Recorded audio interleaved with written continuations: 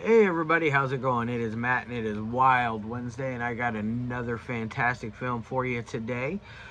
Before I roll on to any of that, I want to wish each and every single one of you a great morning, evening, dawn, day, or dusk, all that lovely stuff, because life really is too short as is.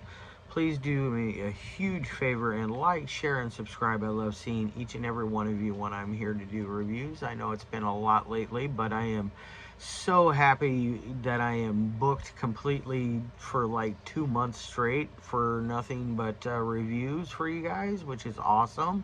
And then also check out the information in the description box. I got a whole bunch of stuff in there for you. I give you a little bit bigger of a bite. It's not a whole bunch, but it is a bigger bite. You get your brief synopsis, which I never write that. I am not a writer, I'm a talker. I give you your starting cast, your director, your runtime of the cut I am watching, along with an MPA rating if there is one that exists. Some trivia if I find anything worthwhile of mentioning, a link for a trailer or a scene from the movie itself, which I found a trailer for today's movie, which is awesome. And then also I like to give you on super independent, low budget underground stuff like today, a link for a place where you can purchase it and hopefully support the filmmaker that put it out, which David, I put his link on there, and he has several films on there. I think he had 3 or 4 of his own. His last name is Stojan, I believe is how it's pronounced. He is a filmmaker from Mexico. So we're international, baby. Yeah. I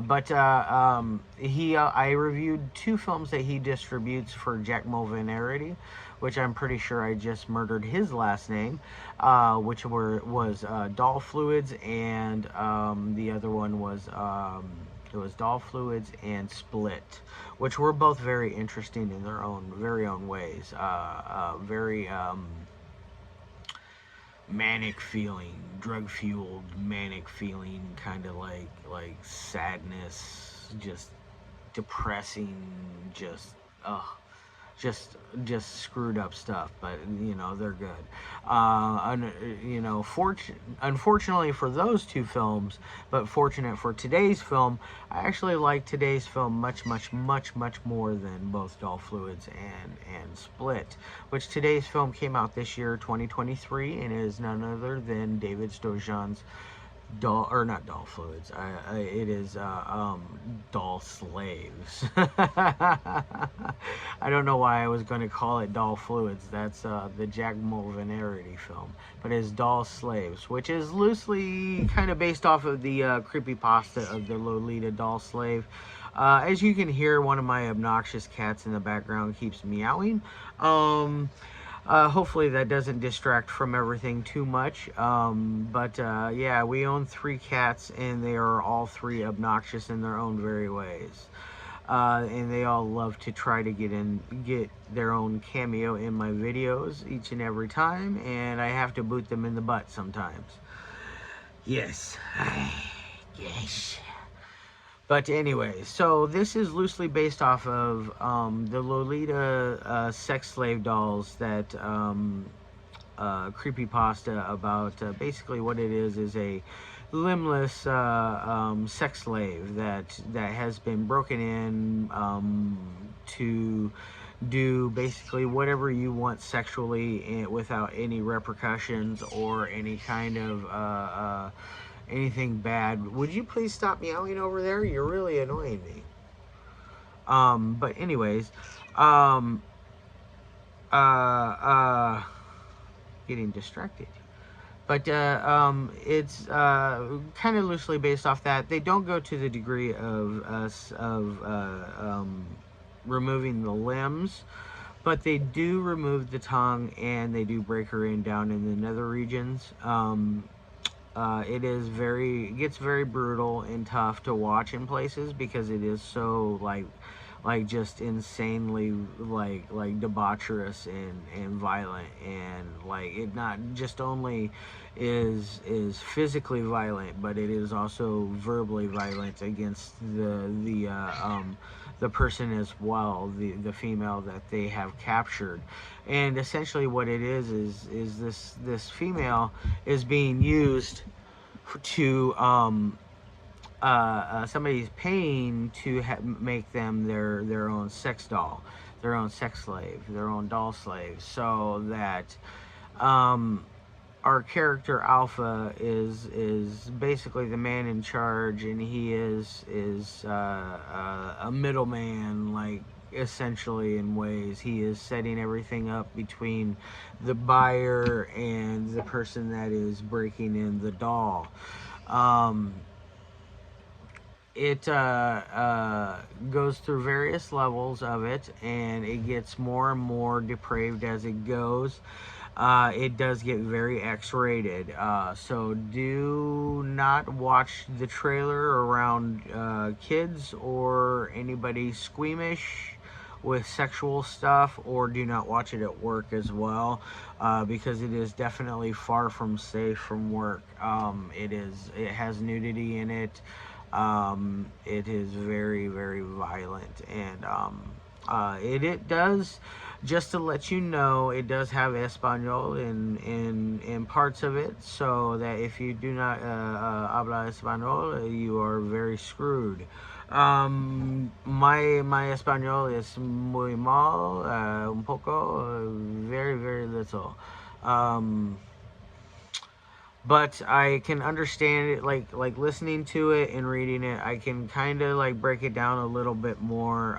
Speaking it and writing it down is a whole nother ball game for me, and I'm not really very. I'm pretty inept in that field, but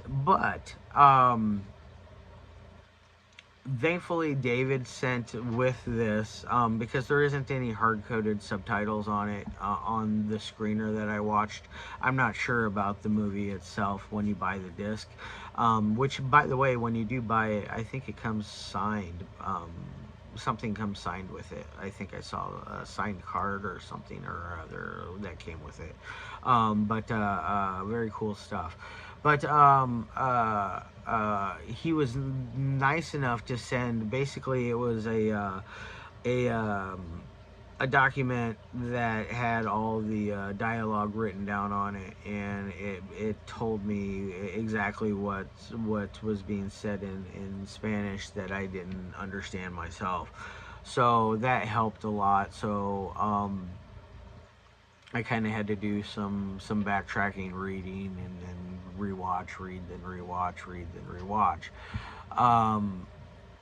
which I'm completely okay with. You know, the movie runs at an hour and 3 minutes, so it's a short feature. It took me about an hour and a half to watch it because of that. Because I rewound and rewatched a few places here and there. There was a couple of parts with audio that I had to turn it up a little louder.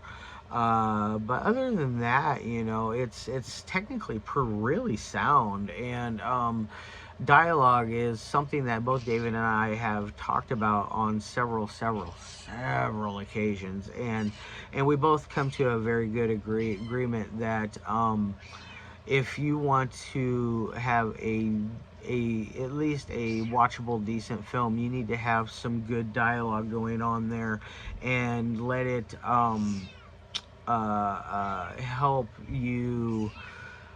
help carry your film a little further, because there's three things I look for: editing, dialogue, and audio. Those three things, because, you know, your editing, you can really screw up the momentum of a movie if you have bad editing. It can be choppy. It can really screw up continuity. It can do a lot of really bad things. If you're going to keep meowing, you can leave the room, please. Um, uh, and then, as far as audio goes, you can have really bad audio that, to the point to where you have to turn your speakers up as loud as you can to understand what's going on, or you get a lot of pops and crackles, or sometimes you'll get with some films especially with really low budget films. They'll now the dog is getting involved in the video. Oh my Christ.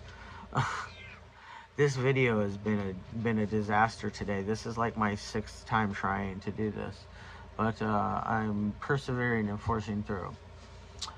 But I've noticed with a lot of smaller budget films that when you're outside filming, your audio can be very, very muffled and bad, and it picks up a lot of wind static and noise muffling from the wind. So that's one thing that I noticed that a lot of films can suffer on, and I've seen that happen in big budget films as well. So it's not just independent films that do have that problem. I've seen it happen with big budget as well. And now the third thing was let's see what I say. I said acting, or not acting. I said dialogue, audio, and editing, dialogue. You have to have some good dialogue in there, because you need to be able to break down what the hell it is you're trying to convey to your audience. Silent films work sometimes. I think they are very played out right now. It is too hip and cool right now. I feel that there's films that are being made that, or at least maybe the craze is finally dying down a little bit. I know in 2020 and 2021, there was quite a few that were running around without any dialogue whatsoever. And even before that, like Flowers, Lung 1 and 2, just Phil Stevens films in general, which I am not to say anything bad, but I'm not a fan of his films. I think his films are pretentious, much like him, but that's neither here nor there. Yes, I just bashed a filmmaker on camera. It happens. But anyways, now as far as anything else goes with this story, I don't want to give away any of the real key plot developments. I definitely do not want to give away the ending. The ending is kind of heartbreaking. It's one of those, like, damn, you went through that to get to that. Like, wow. It's very good. So, like, as far as like its technical abilities, it works very well. Like I said, it has good dialogue. The editing works. It's very manic feeling as well. I think that's a going thing with David's label. David's whole video distribution label, like all the films that he's released, or at least the ones that I've seen, both Jack's and the one film of David's, they have a very manic feel, which I like that. It makes you feel uneasy. It makes you not really safe feeling, like you're watching something forbidden almost, so it's cool. I like that.